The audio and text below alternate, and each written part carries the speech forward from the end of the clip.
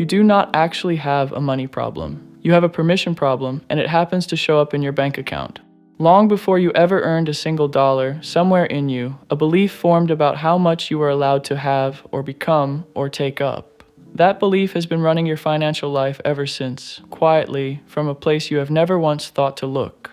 This is the conceptual blind spot behind nearly every financial pattern you cannot otherwise explain. Last time, we looked at the mechanism itself, the reason a certain amount of money always feels normal to you, and why life has a habit of correcting itself the moment it gets too good for too long. That explains how the pattern repeats. It does not explain why the pattern sits exactly where it sits, for you specifically, and nowhere else. For that, you have to go back further than money. Picture a single object standing in an open field, lit from behind by low gold light. You cannot see the object itself. What you can see is its shadow, stretched long across the ground, shaping the whole landscape in front of you. Your financial life is that ground. Every hesitation, every opportunity you let pass, without knowing why, every time you undercharged, overspent, or froze at exactly the wrong moment, that is the shadow. We go looking for what is casting it. Here's what you are about to find, the exact place this belief usually gets planted, long before money is involved. Why telling yourself you are worthy, on its own, never removes it. And the one shift, small enough to do right now, that finally does. Start with the more precise name for what has actually been missing, because it was never permission. Seth calls it power, and that one word is the reason the shadow in your financial life exists at all. He draws a distinction here more precisely than most people ever apply to their own lives. Power and wealth are not the same thing. Power, in the sense that matters here, is not political and it is not financial. It is the force of a muscle to move, the force of a mind to think, the force of a feeling to be fully felt. That is what power is. Here is the plain version of what Seth is saying. Money cannot buy you power. This does not mean money is useless. It means money cannot replace something that, when it is missing, stays missing, no matter how much of it shows up to cover for it. That is the shape of the object standing in the light, a missing sense of your own power wearing a financial disguise. This is also why working harder so rarely fixes what feels broken. More income can put more numbers in an account. It cannot, by itself, hand you back a feeling that was never about numbers to begin with. A bigger amount is measurable, so the visible target gets chased instead of the invisible one, year after year, while the actual shortage stays where it was. Here is what this looks like for one specific person. There is a story Seth returned to about a woman he called Andrea. In the space of a single week, she lost a job, a relationship quietly cooled, and a stranger humiliated her in front of a crowd of people. By the end of it, she described herself plainly as an inferior person, someone who could not cope. Look closely at what actually happened there. A string of ordinary setbacks did not create that description of herself. That description was already sitting in her, fully formed, waiting for anywhere to attach. Seth traced it to a basic belief in the powerlessness of the conscious self to shape and direct its own experience. This has nothing to do with the sentence, "I don't have enough money." It sits underneath money entirely, the conviction that you, in here, do not have the authority to shape what happens out there. Here is the detail that matters most. She had never once experienced that belief as a belief. She experienced it as reality itself, the plain facts of how her particular life worked, and it never occurred to her to question it any more than she would question the weather. That is what makes a belief like this so hard to catch.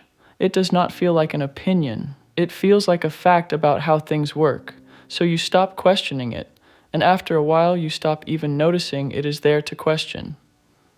You do not need Andrea's exact circumstances to recognize the shape of this. It might show up as a rate you have never once raised, even as your skill grew year after year. It might show up as a business idea you have talked about for years without ever registering the company. It might show up as a promotion you were qualified for, that you watched someone else ask for and receive. In each case, the story you tell yourself sounds practical. Bad timing, bad market, bad luck. Underneath the practical story, there is very often a quieter one running the whole show, and it has never once used the word money. Here is where the shadow stops being abstract and becomes something you can work with. If a belief in your own powerlessness is the object blocking the light, the way through is not more effort thrown at the visible parts of your life. It is not a bigger ask, a stricter budget, a longer week at work. Seth is more direct about this than most people expect from a philosophy this gentle. You are not powerless. He goes further than that. Affirmation, in the specific sense he means it, is the act of acknowledging your own power in the present moment. Denial is the act of surrendering it. Every time a belief tells you that you are not capable, not deserving, not enough to hold what you want, you are not describing a fact about the world. You are practicing the surrender of something that was never truly taken from you in the first place. It was handed over quietly a long time ago, and it can be taken back the same way it was given up, by noticing it and then choosing differently. That handover usually happens early, and it rarely happens all at once. It is 100 small moments, a want that got laughed at, a decision that got overridden by someone bigger or louder, a need that got labeled as too much. None of those moments needed to be dramatic to do their work. They only needed to repeat often enough that surrendering your power started to feel like the safe, sensible, grown-up thing to do.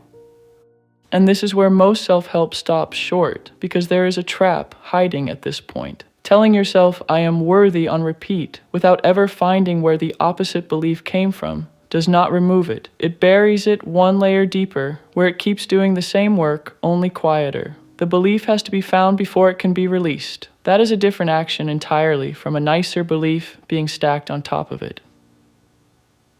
This is exactly what the law of attraction has pointed at for years, in its own language. That feeling undeserving quietly caps what you let yourself receive. Seth explains why that happens. It is not some outside force checking your worthiness. It is that a belief in your own powerlessness changes what you notice, what you try, and what you let yourself keep, long before anything outside you gets involved. Modern psychology points at something similar. People carry beliefs about their own worth that operate below conscious awareness, shaping decisions in ways they never chose and often never even notice. This is also why the advice to simply think more positively about money so often falls flat for people who have genuinely tried it. Positive thinking aimed at the ceiling itself does very little if the belief holding the ceiling in place was never examined. Seth is not arguing against positive belief. He is adding the missing piece, that it has to be built on an honest look at what it is replacing, or it will not hold. The belief is not only influencing your decisions from somewhere out of sight, it is actively building the very experience you then sit down and call your financial life. Here's what that actually means when you apply it. Watch for a small moment this week. A hesitation before you ask for what you are worth. A flash of guilt after buying something for yourself. Or someone praises something you worked hard for and you immediately brush it off. It was luck or timing or someone else helped. That is not modesty. That is the belief on autopilot, making sure nobody looks at it too closely. When you catch one of these moments, do not cover it with a nicer thought. Do this instead.